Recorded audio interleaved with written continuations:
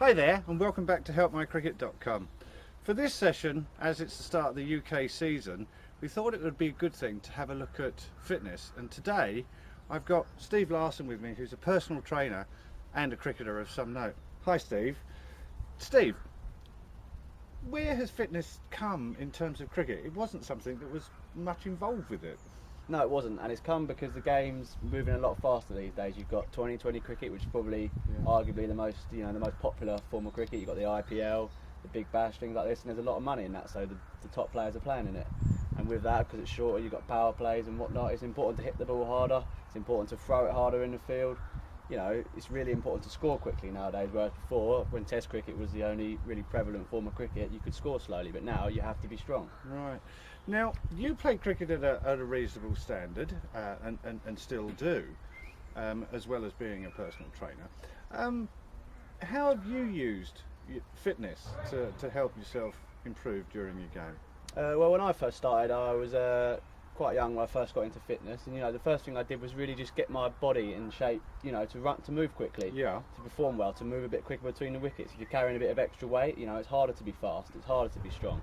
So I lost a bit of the extra weight I was carrying. All of a sudden I was quicker to the ball. I had a better throw. I was a bit more athletic between the wickets. I could run for longer. So all those little things really helped. Yeah, great. Well, in a minute we're going to have a look at some of the exercises you can do.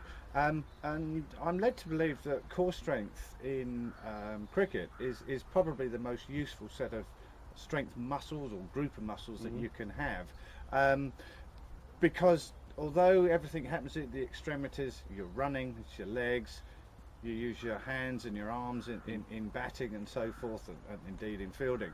But to support all of that, am I right in assuming that the centre section of the body is what really holds everything together and helps give that strength? You're correct. You're correct there. And while you say it is at the extremities, you've got to remember that the extremities, there's a lot of rotation in cricket. When you're batting, there's a lot of rotation around the hips when you're playing certain shots.